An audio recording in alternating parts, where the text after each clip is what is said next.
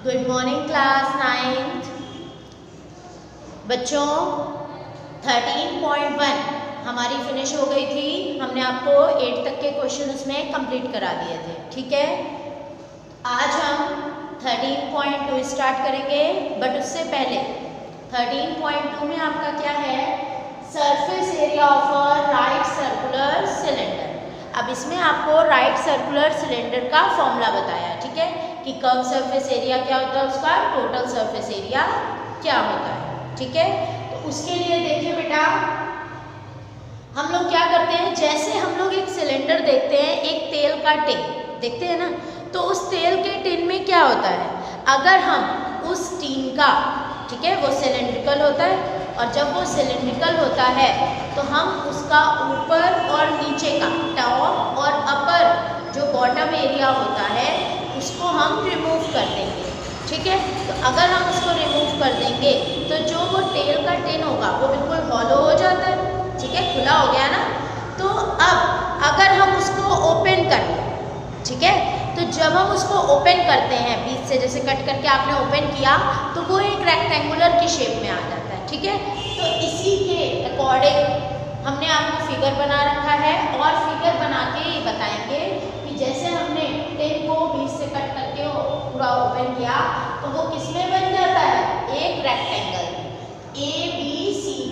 तो ये जो रेक्टेंगल में आपकी क्या होती है, लेंथ और ब्रेथ, यही रहता है। तो area of length into breadth हम लेते हैं, रेक्टेंगल का एरिया लेते हैं ना, इसमें क्या लेते हैं, लेंथ इंटू ब्रेथ। तो वही चीज हम इसमें करके curve surface area of cylinder निकालेंगे, ठीक है।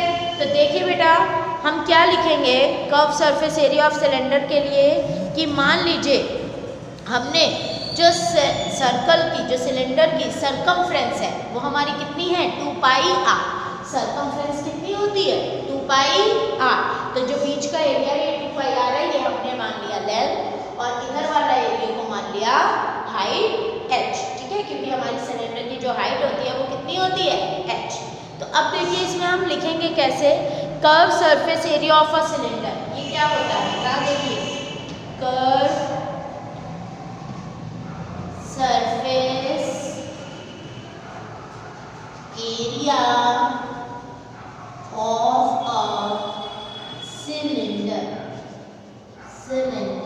अब curve surface area of cylinder क्या होता है, तो हम इसमें क्या लेते हैं, एरिया ऑफ रेक्टेंगुलर शीट। अब ये इसके बराबर क्यों किया, क्योंकि मैंने आपको बताया ना कि हमने बीच से कट किया, और कट करके जब उसके निकाला तो वो रेक्टेंगल की शेप का हो गया। जो फिगर हमारा बना है वो किस शेप का हुआ, रेक्टेंगल की शेप का, ठीक है। तो हम इसमें क्या लिखेंगे, एरिया ऑफ रेक्टेंगुलर शीट, ठीक है बेटा। अब एरिया ऑफ रेक्टेंगुलर शीट का फॉर्मूला क्या होता है, L into B. Area of rectangular sheet का क्या होता है, L इंटू बी। तो अब L इंटू बी क्या है, L क्या है हमारा, जो सर्कमफ्रेंस था 2πr, इंटू ब्रेथ हमारी है हाइट h। तो हमारा जो फॉर्मूला मेक हुआ वो फॉर्मूला बना 2πrh। क्या फॉर्मूला बना, 2πrh। It means curve surface area of a cylinder क्या होता है, 2πrh, ठीक है बेटा।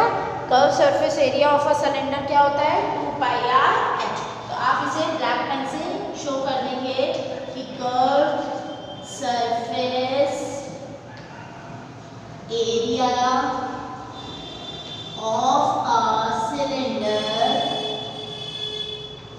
इज इक्वल टू, क्या हो जाएगा, 2πrh। और आप इसे ब्लैक पेन से हाईलाइट कर देंगे कि ये हमारा curve surface area of a cylinder है, ठीक है बेटा। और ये फिगर भी बनाएंगे, क्योंकि जब हमने इसको कट करके पूरा बता दिया है तो वो रेक्टेंगल की शेप में आ जाएगा, ठीक है। तो इतना आप अपनी कॉपी में नोट कर लीजिए।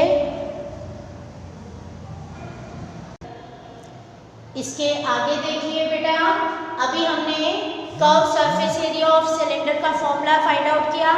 अब आगे देखेंगे total surface area of a cylinder. क्या लेंगे, total surface area of a cylinder.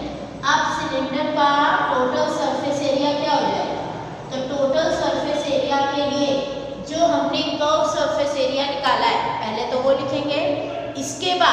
जो हमने टॉप एरिया जो हटाया था तो वो भी तो होगा टोटल में, तो टॉप का एरिया देन बेस जो इसका बॉटम वाला एरिया, ठीक है, उन दोनों को भी हम प्लस करेंगे। तो हम क्या लिखते हैं टोटल सरफेस एरिया निकालने के लिए, curve surface area, curve surface area plus area of base plus area of top,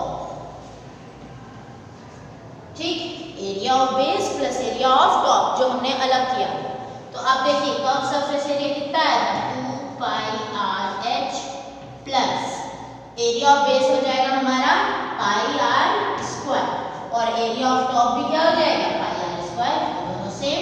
तो पाई आर स्क्वायर और पाई आर स्क्वायर मिलकर बन जाएगा 2 pi R H plus 2 pi R square, ठीक है। अब 2 पाई आर देखो कॉमन है ना, तो हम 2 पाई आर क्या कर देंगे 2 पाई आर कॉमन कर देंगे, यहाँ बचेगा h प्लस एक r बच जाएगा क्योंकि एक कॉमन लिया है h प्लस r। तो ये जो हमारा फॉर्मूला होता है ये किसका होता है total surface area of cylinder. तो आप लास्ट में भले लिख देंगे कि total surface area of cylinder is equal to क्या हो जाएगा 2 पाई आर ब्रैकेट में h प्लस r, इसे ब्लैक से हाईलाइट कर दीजिएगा 2 पाई आर ब्रैकेट में h प्लस r। तो ये आपके दो फॉर्मूले थे curve surface area of cylinder और total surface area of cylinder, ठीक है बेटा। अब आगे देखिए बेटा, इसमें आगे क्या बोला है जो आपका एग्जाम्पल गिवन है, ठीक है। तो एक जो एग्जाम्पल गिवन है वो आप अपनी बुक से पढ़ के उसे अपनी कॉपी में नोट कर लेंगे, अपनी कॉपी में कर लेंगे। उसमें भी आपको क्या दिया है, उसमें आपको curve surface area of cylinder निकालना है, ठीक है। तो curve surface area of cylinder हमने क्या बताया 2 पाई आर एच, तो यही फॉर्मूला लगाकर आपको वो एग्जाम्पल सॉल्व करना है, ठीक। इसके बाद आप अपनी बुक ओपन कीजिए, बुक में एक्सरसाइज 13.2 का फर्स्ट क्वेश्चन देखिए। फर्स्ट क्वेश्चन क्या बोला है मैं रीड कर रही हूँ बेटा, साथ साथ देखते जाइएगा। The curve surface area of a right circular cylinder of height 14 centimetre is 88 centimetre square, find the diameter of the base of the cylinder. तो देखिए अब इस क्वेश्चन में हमें curve surface area of cylinder given है, ठीक है। Curve surface area of cylinder कितना गिवन है 88 centimetre square. Curve surface area of cylinder हमें कितना गिवन है 88 सेंटीमीटर स्क्वायर और हाइट गिवन है 14। हमें आप रेडियस फाइंड आउट करना है, ठीक है। क्या फाइंड आउट करनी है रेडियस, तो हम वही फॉर्मूला लगाएंगे कर्व सरफेस एरिया ऑफ, देखिए बेटा curve surface area of a cylinder, ठीक। Curve surface area of a cylinder हमें कितना गिवन है 88 सेंटीमीटर स्क्वायर, ठीक है, 88 सेंटीमीटर स्क्वायर ये हमें बेटा गिवन है। अब देखिए हमें इसमें r फाइंड आउट करना है, तो कर्व सरफेस एरिया का फॉर्मूला क्या होता है 2 पाई आर एच, हम इसी में नीचे रख देंगे 2 pi R H is equal to 88, ठीक।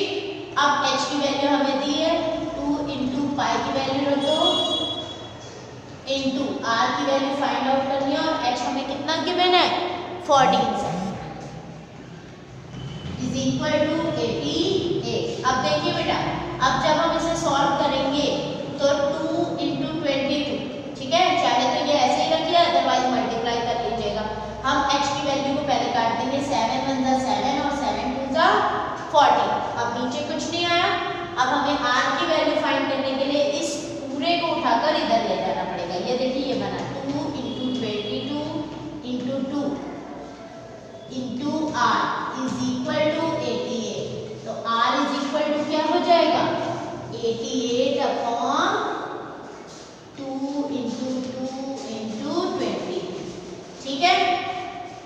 22 1 जा 22 और 22 कितनी बार आएगा 4 जा। क्या किया हमने 22 को 4 से मल्टीप्लाई किया तो 88 आएगा। ठीक है, इसके बाद 2 1 जा 2 2 2 जा 4, फिर 2 1 जा 2 2 2 जा 4, तो r की वैल्यू क्या आ गई बेटा 1। r की वैल्यू क्या आ गई 1 सेंटीमीटर। मतलब जो रेडियस है वो रेडियस कितनी है 1 सेंटीमीटर। ठीक है, रेडियस कितनी आई 1 सेंटीमीटर। अब क्योंकि क्वेश्चन में हमें बोला था डायामीटर फाइंड करना है, क्वेश्चन में क्या बोला था डायामीटर फाइंड करना है, तो आप फॉर्मूला लगाएंगे डायामीटर इज इक्वल टू, इसके बाद ये फॉर्मूला आप लगा देंगे diameter is equal to 2 into radius. ठीक, अब 2 इंटू रेडियस लगाया तो 2 into 1 centimetre is equal to 2 centimetre answer. तो आंसर में आप पूरी लाइन लिखेंगे, क्या लाइन लिखेंगे the diameter of the base of a cylinder is equal to 2 centimetre. ठीक है बेटा, अगर कोई डाउट हो सॉल्व करने में तो बता दीजिएगा, मैंने इस बार आपको पूरा आंसर सॉल्व करके दिखाया है कि आपका फेयर कॉपी में छूटे नहीं। ठीक है बच्चे, ओके, तो यहाँ तक बेटा आप अपनी फेयर कॉपी में कंप्लीट कर लेंगे। इसके आगे के सेकंड और थर्ड क्वेश्चन अगर आपको आ जाए तो आप लगाइएगा। ठीक है, अदरवाइज आपको कल की क्लास में बताए जाएंगे। ठीक है, ओके बेटा, थैंक यू बच्चों।